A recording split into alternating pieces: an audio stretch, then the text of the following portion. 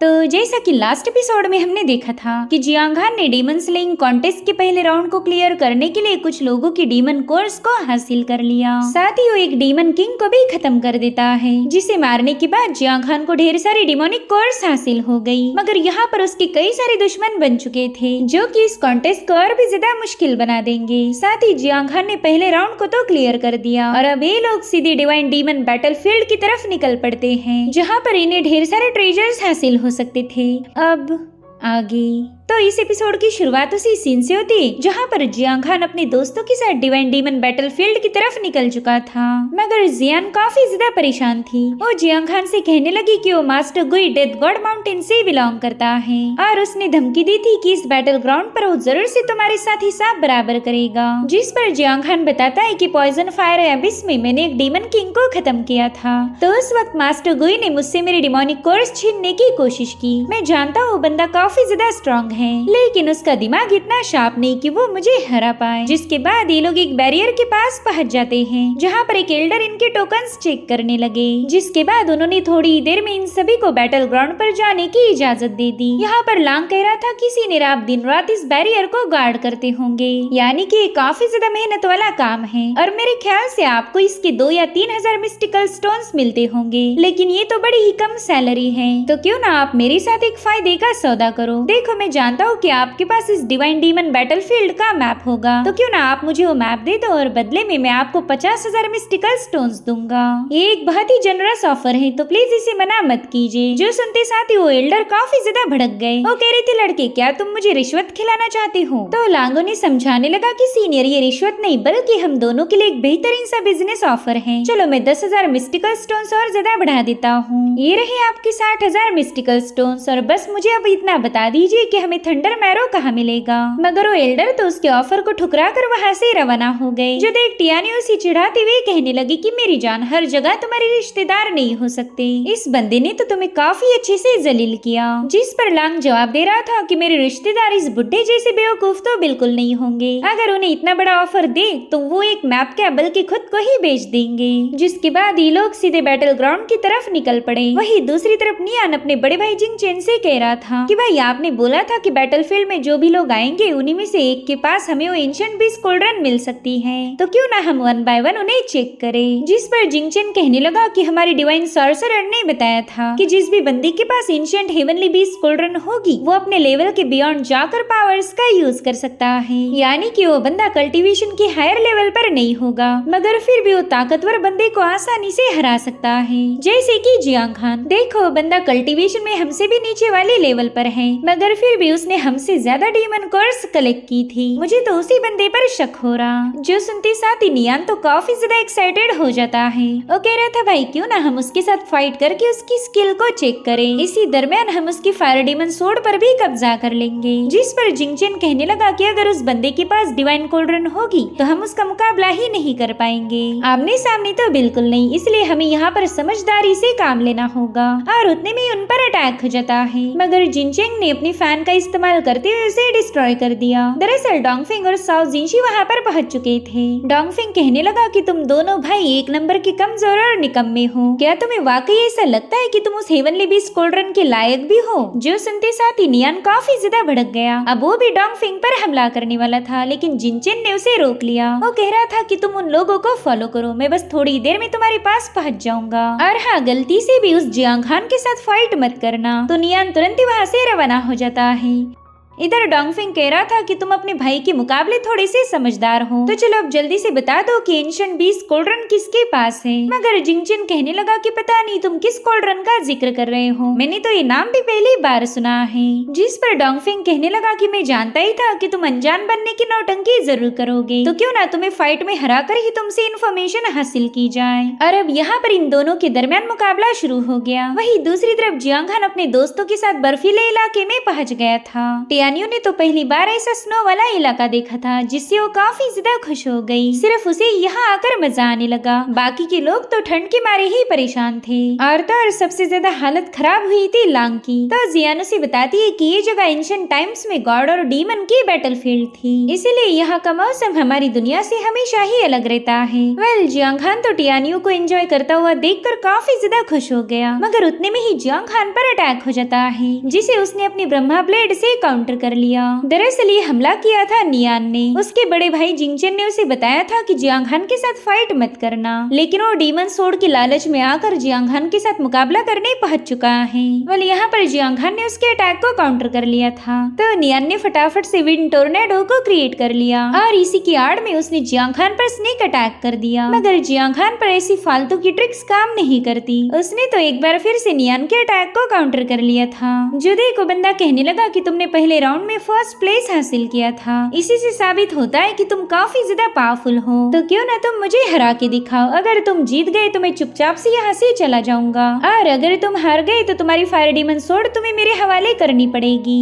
तो जियांग खान उसे दूर पुश करते हुए कहने लगा कि मुझे ऐसे फालतू गेम्स खेलना बिल्कुल भी पसंद नहीं है। यहाँ पर जियांग खान उस बंदे पर पूरी तरह से भारी पड़ चुका था। तो नियान सोचता है कि ये बंदा तो रीइंकार्नेशन स्टेज पर है, तो इसके पास ऐसी भयानक पावर्स होनी नहीं चाहिए। और फिर उसे अपने भाई की कही बात याद आती है। जिंगचेन ने बताया था कि कोल्ड्रन जिसके पास होगी वो बंदा अपनी ही कल्टीवेशन लेवल को सरपास कर सकता। इसलिए नियान ने फैसला लिया कि वो जियांग खान का मुकाबला करेगा, ताकि 20 कोल्ड्रन पर कब्जा कर सके। यहाँ पर उसने अपने 10,000 ब्लेड स्नो बरियल को एक्टिवेट कर दिया था, जिससे वहाँ पर कई सारे आइस लैंसेस क्रिएट होकर तूफान आने लगा। और जियांग खान को बताता है कि हेवनली रेल्म का एक्सपर्ट भी स्नो स्टॉर्म से बाहर नहीं जा सकता, लेकिन जियांग खान ने एक ही सेकंड में उसके तूफान के टुकड़े टुकड़े कर दिए। यहाँ पर जियांग खान अपने बर्जर्क मोड को एक्टिवेट कर चुका था। वो कहता है कि अगर तू वाकई मुझे मारना चाहता है तो ये 2 कौड़ी की ट्रिक्स काम नहीं आने वाली। जो सुनते साथ ही नियान ने उस पर एक साथ 3 स्लैशेस से अटैक कर दिया, जिसे जियांग खान अपने एक ही स्लैश में डिस्ट्रॉय कर देता है। और अब अटैक करने की बारी थी जियांग खान की। यहाँ पर नियान तो फटाफट से वहाँ से रवाना हो गया, लेकिन जियांग खान के अटैक के चलते वो बंदा ऑन द स्पॉट मारा जाता है। इधर जिंगचेन इन दोनों के साथ निपट ही रहा था, मगर तभी उसने देखा कि नियान का जेट टोकन ब्रेक हो चुका। इसका सीधा मतलब ये था कि नियान की मौत हो गई, और इसी से जिंगचेन काफी ज्यादा पैनिक हो जाता है। वहीं पर डोंगफिंग कह रहा था कि चल तेरा भाई तो मर चुका है, तो क्यों ना मैं एक अच्छा इंसान बन के तुझे भी उसके पास भेज दूं। और अभी दोनों भी उस पर अटैक करने के लिए रवाना हो गए। जो देख जिंगचेन कहता है कि अगर तुमने मुझे मार दिया तो हेवनली बीस्ट कोल्ड्रन किसके पास है ये तुम्हें कभी पता नहीं चलेगा। जो सुनते साथ ही दोनों अपने अटैक को रोक देते हैं। जिंगचेन कहने लगा कि अगर तुम चाहो तो हम एक साथ मिलकर उस कोल्ड्रन को हासिल कर सकते। हालांकि डोंगफिंग को उस पर यकीन नहीं था। वो कहता है कि वो कोल्ड्रन तो बस एक ही बंदे को मिल सकती है, फिर हमारा एक साथ काम करने का क्या फायदा। तो जिंगचेन उसे बताता है कि उस आर्टिफैक्ट की डिवाइन पावर को डिवाइड किया जा सकता है। अब ये सुनकर ये दोनों भी थोड़े से शॉक हो गए। साथ ही साओ जिनशी उससे पूछती कि बताओ कोल्ड्रन किसके पास है। तो जिंगचेन ने तुरंत ही उसे जियांग खान का नाम बता दिया। ये सुनकर तो डोंगफिंग काफी ज्यादा शॉक हो गया। वो कहता है कि मैंने पहले भी जियांग खान के साथ मुकाबला किया था, तो उस बंदे ने अपने ढेर सारे डिवाइन एबिलिटीज का इस्तेमाल करते हुए मुझे हरा दिया। मैंने तो ये बात उसी वक्त समझ जानी चाहिए थी कि कोल्ड्रन का मालिक यही बंदा होगा। उतने में साओ जिनशी जिंगचेन से कहती कि तुम्हारा छोटा भाई उस जियांग खान के हाथों मारा गया। तुम्हें पता है कि तुम अकेले उसका बदला नहीं ले पाओगे, शायद इसी वजह से तुम हमें भी अपने इस मिशन में शामिल करना चाहते हो। तो जिंगचेन उसकी सोर्ड को नीचे करते हुए कहने लगा कि जियांग खान से वो कोल्ड्रन हासिल करने के लिए हमें एक वॉइड ब्रेकिंग रेल्म के बंदे की जरूरत पड़ेगी। उसके बिना जियांग खान के फाइट करना यानी कि अपनी मौत को बुलावा भेजना। अब यहाँ पर तो हमें वॉइड ब्रेकिंग वाला बंदा मिलने से रहा, लेकिन हम तीनों मिलकर जियांग खान को आसानी से हैंडल कर सकते हैं। उसकी बातें सुनकर डोंगफिंग दिल ही दिल में सोच रहा था कि पता नहीं ये बंदा कौन सा प्लान बना रहा, लेकिन मैं इतना तो जानता हूँ कि ये बंदा जियांग खान को खत्म करने के लिए बेताब है, तो इसका यूज करना फायदेमंद होगा। एक बार जियांग खान मारा जाए फिर तो साओ जिनशी और मैं मिलकर इसे भी मार देंगे। इसलिए अब डोंगफिंग भी उस बंदे के साथ टीम अप होने के लिए रेडी हो गया, लेकिन लेकिन वो जिंगचिन से कह रहा था कि मैं तुम पर ब्लाइंडली ट्रस्ट नहीं कर सकता। तो मेरे ख्याल से हमने ब्लड एसेंस को आपस में एक्सचेंज करना चाहिए। एक बार जियांग खत्म हो जाए फिर हम कोल्ड्रन की पावर्स को भी बांट लेंगे और ये मिशन कंप्लीट होते साथ ही वो एसेंस भी मैं तुम्हें वापस लौटा दूंगा। यहाँ पर जिंगचिन सोच रहा था कि मेरे पास भी पपेट सीक्रेट आर्ट है, मैं उसे बचपन से ही प्रैक्टिस करता आ रहा। सोल को कंट्रोल करना तो मेरे लिए काफी ज्यादा आसान है, इसलिए जियांग खान को खत्म करने के बाद मैं डोंगफेंग को कंट्रोल करके अपना पपेट बना लूंगा, जिसके बाद ये दोनों भी अपना अपना ब्लड एसेंस एक्सचेंज कर देते हैं। वही दूसरी तरफ लांग अपने साथियों को बता रहा था कि मैं इस बंदे को जानता हूँ,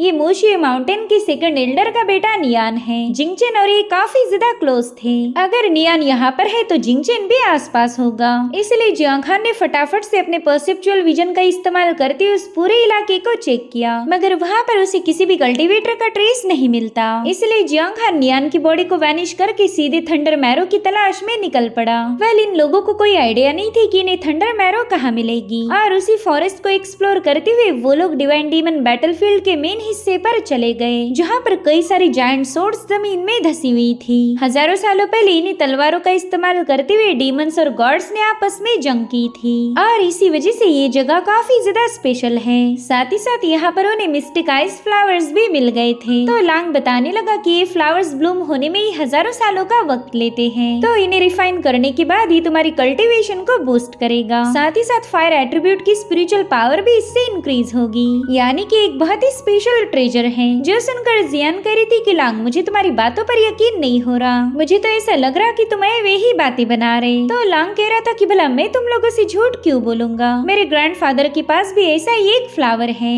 और उन्होंने मुझे इस फ्लावर की प्रॉपर्टीज के बारे में बताया था। तो जियांग खान तुरंत ही उन फ्लावर्स को प्लग कर लेता है। वो अपने दोस्तों से कह रहा था कि मेरे ख्याल से तुम इन मिस्टिक आइस फ्लावर को रिफाइन कर लो, तुम दोनों के पास मेटल एट्रीब्यूट की स्पिरिचुअल पावर है, जिसके चलते पिल रिफाइनिंग करते वक्त तुम्हारी फायर पावर कम पड़ जाती, मगर इस मिस्टिक आइस फ्लावर की वजह से तुम्हारी फायर एट्रीब्यूट स्पिरिचुअल पावर काफी ज्यादा इंक्रीज हो सकती है, जिससे तुम आगे चलकर अल्केमी को आसानी से परफॉर्म कर पाओगे। तो जियान और लांग ने भी उसकी बात मान ली। सो इन दोनों ने रिफाइनिंग शुरू कर दी और वहीं पर जियांग खान पहरा दे रहा था। लेकिन उसी वक्त डोंगफिंग, जिंगचेन और साओ जिनशी वहाँ पर पहुँच गए। यहाँ पर डोंगफिंग जियांग खान से कह रहा था कि अगर तुम जरा भी समझदार होंगे तो एंशिएंट बीस्ट कोल्ड्रन हमारे हवाले कर दो। वहीं पर जिंगचेन कह रहा था कि तुमने मेरे छोटे भाई को मार दिया, इसकी कीमत तो तुम्हें चुकानी पड़ेगी, आज तुम्हें खत्म करके मैं अपने भाई को ऑनर करूंगा। तभी जियांग खान डोंगफिंग से कहने लगा कि पहले राउंड में ही मैंने तुम्हें खत्म कर दिया था, तुमने तो अपनी इस दोबारा से मिली हुई जिंदगी को चेरिश करना चाहिए। और रही बात जिंगचेन के भाई नियान की, तो उसने ही मुझ पर अटैक किया था, इसलिए उसे मारना पड़ा।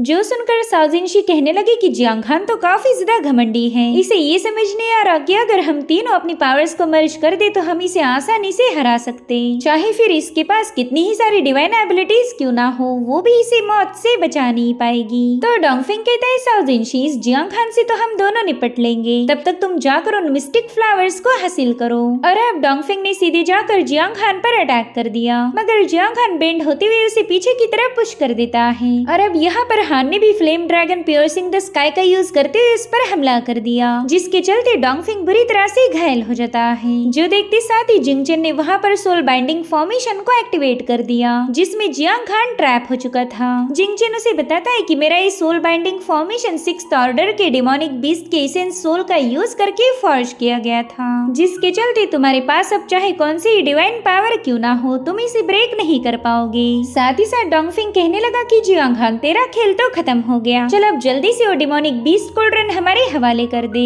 जो सुनते साथ ही जियांग खान अपनी हेवनली आई टेक्निक को एक्टिवेट करते हुए कहने लगा कि मेरी कोल्ड्रन तुम्हारे जैसे कमजोरों के पास नहीं जाएगी, क्योंकि तुम इसके जरा भी लायक नहीं हो। साथ ही उसने एक ही सेकंड के अंदर सोल बाइंडिंग फॉर्मेशन को भी डिस्ट्रॉय कर दिया। यहाँ पर जियांग खान का बर्जर्क मोड देखकर जिंगचेन कह रहा था कि ये तो एक बॉडी रिफाइनिंग डिवाइन आर्ट है, और उतने में जियांग खान बड़े इक्वल अंदाज में इन दोनों से कहने लगा कि चलो अब तुम दोनों मरने के लिए तैयार हो जाओ। और फिर उसने एक ही सेकंड के अंदर इन दोनों पर एक जोरदार पंच हिट कर दिया, जिसे तो इनकी डिफेंसिव शील्ड भी रोक नहीं पाती। वही दूसरी तरफ साओजिनशी मिस्टिक आइस फ्लावर को हासिल करने के लिए जियांग खान के दोस्तों पर हमला करने वाली थी, मगर उसी वक्त जियांग खान अपनी फियर्स डीमन सोर्ड से उस पर अटैक कर देता है। हालांकि डोंगफिंग ने खुद की परवाह किए बिना ही जियांग खान के हमले से इस मनहूस लड़की को बचा लिया, जो कि शुरू से इस बंदे को खत्म करने की प्लानिंग बना रही थी। और उसे बचाने के चक्कर में डोंगफिंग वहीं पर मारा गया। लेकिन साओ जिनशी को इससे कोई फर्क नहीं पड़ता, वो तो मौका मिलते ही वहाँ से भाग चुकी। और इसी के साथ एपिसोड यहीं पर एंड हो जाता है। Thank you so much for watching. Bye bye, take care.